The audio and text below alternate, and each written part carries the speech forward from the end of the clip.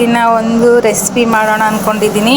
ಏನಪ್ಪ ಅಂದರೆ ನುಗ್ಗೆ ಓಟ್ಸ್ ಬಳಸ್ಕೊಂಡು ಒಂದು ಪಾಯಸ ರೆಸಿಪಿ ರೆಡಿ ಮಾಡೋಣ ಅಂದ್ಕೊಂಡಿದ್ದೀನಿ. ಇದೊಂದು ಡಿಫ್ರೆಂಟ್ ಟೇಸ್ಟ್ ಮಾಡೋಣ ರೆಡಿ ಮಾಡ್ತಾ ಇದ್ದೀನಿ. ನಮ್ಮನೆಗೆ ಇವತ್ತು ಒಬ್ರು ಗೆಸ್ಟ್ ಬರ್ತಾ ಇದ್ದಾರೆ ಅಂತ ಬಂದ್ಬಿಟ್ಟು ಪದಾರ್ಥ ಬಂದ್ಬಿಟ್ಟು 1 ಕಪ್ ಓಟ್ಸ್, ಅದೇ ಕಪ್ ಅಳತೆಗೆ ಅರ್ಧ ಕಪ್ಪು ಬೆಲ್ಲ, ಒಂದು ಸ್ವಲ್ಪ ಗೋಡಂಬಿ ಬಾದಾಮಿ ಕಟ್ ಮಾಡಿ ಇಟ್ಕೊಂಡಿದ್ದೀನಿ, ಒಂದು ಸ್ವಲ್ಪ ಒಣ ದ್ರಾಕ್ಷಿ, ಒಂದು ಸ್ವಲ್ಪ ಏಲಕ್ಕಿ ಪೌಡ್ರು, ಒಂದು ಸ್ವಲ್ಪ ಹಾಲು, ಅದಕ್ಕೆ ಬೇಕಾದಂಥ ಸ್ವಲ್ಪ ತುಪ್ಪ, ಒಂದು ಅರ್ಧ ಗ್ಲಾಸಷ್ಟು ನೀರು ಬೇಕಾಗುತ್ತೆ ಅಂತ ನೋಡ್ಬೋದು.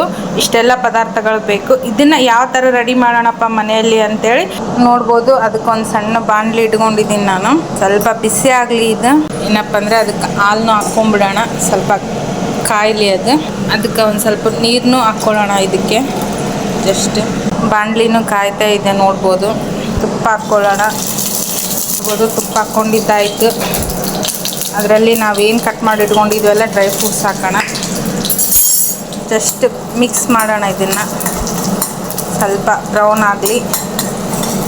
ತುಂಬ ಟೇಸ್ಟ್ ಚೆನ್ನಾಗಿರುತ್ತೆ ಈ ಥರ. ಜಸ್ಟ್ ಬ್ರೌನ್ ಬಂದಮೇಲೆ ಇದಕ್ಕೂ ದ್ರಾಕ್ಷಿ ಸೇರಿಸ್ಕೊಳ್ಳೋಣ.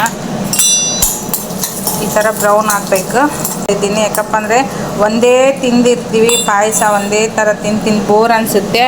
ಆ ಟೈಮಲ್ಲಿ ಸ್ವಲ್ಪ ಡಿಫ್ರೆಂಟಾಗಿ ಮಾಡ್ಕೋಬೋದು. ಇದಕ್ಕೇ ಓಟ್ಸ್ ಸೇರಿಸ್ತಾ ಇದ್ದೀನಿ ನಾನು. ನಮ್ಮ ಎಮ್ಮೆ ಮೋದಿಗೆ ಓಟ್ಸ್ ಹಾಕಿದ್ದೀನಿ. ಇದಕ್ಕೇ ಜಸ್ಟ್ ತುಪ್ಪದಲ್ಲಿ ಮಿಕ್ಸ್ ಮಾಡೋಣ. ಇದನ್ನು ನೋಡ್ಬೋದು ಯಾವ ಥರ ಮಿಕ್ಸ್ ಆಗ್ತಾಯಿದೆ ಅಂಥೇಳಿ. ಜಸ್ಟ್ ಇದನ್ನು ಮಿಕ್ಸ್ ಮಾಡ್ತಾ ಹೋಗೋಣ. ಸ್ವಲ್ಪ ತುಪ್ಪದಲ್ಲೇ ಬಿಸಿ ಆದರೆ ಸಾಕು. ಇದು ಘಮ ನೋಡ್ಬೋದು, ಒಂದು ಅರೋಮಾ, ವಂಡರ್ಫುಲ್ ಅರೋಮಾ ಬರ್ತಾ ಇದೆ. ಇದ್ರ ಸ್ಮೆಲ್ ನೋಡಿದ್ರೇ ತಿನ್ನಬೇಕು ಅನಿಸುತ್ತೆ. ಪ್ರತಿಯೊಬ್ಬರಿಗೂ, ಮಕ್ಕಳಿಗಾಯಿತು ದೊಡ್ಡವ್ರಿಗಾಯಿತು, ಹೆಲ್ತ್ ಬೆನಿಫಿಟ್ ನೋಡಿದರೆ ತುಂಬ ಚೆನ್ನಾಗಿದೆ. ನಮ್ಮ ಮನೇಲಿ ಯಾರೋ ಬರ್ತಾ ಇರ್ತಾರೆ, ಜಸ್ಟ್ ರೊಟೀನ್ ಪಾಯಸ ಮಾಡಿದಾಗ ಏನಾಗುತ್ತೆ ಅಂದರೆ ಅವರಿಗೂ ತಿಂದು ಬೋರ್ ಅನಿಸುತ್ತೆ ಅಂತ ನೋಡ್ಬೋದು. ಈ ಥರ ಜಸ್ಟ್ ಬ್ರೌನ್ ಆದಮೇಲೆ ಇದನ್ನು ಗ್ಯಾಸ್ ಆಫ್ ಮಾಡ್ಕೊಂಬಿಡೋಣ. ಅಷ್ಟರಲ್ಲೇ ನೋಡ್ಬೋದು ಸೈಡ್ ಪಕ್ಕಕ್ಕೂ ಹಾಲು ಬಿಸಿ ಆಗ್ತಾ ಇದ್ದಾವೆ. ಸ್ವಲ್ಪ ಒಂದು ಕುದಿ ಬರಬೇಕಿದು. ಈ ಥರ ಜಸ್ಟ್ ಕುದಿ ಬಂದರೆ ಸಾಕು. ಇದು ಆ ಟೈಮಲ್ಲಿ ಇದಕ್ಕೆ ಸ್ವಲ್ಪ ಬೆಲ್ಲನೂ ಸೇರಿಸ್ಕೊಂಬಿಡೋಣ. ಇದಕ್ಕೆ ಅರ್ಧ ಕಪ್ಪು ಬೆಲ್ಲ ಹಾಕ್ಕೊತಾ ಇದ್ದೀನಿ.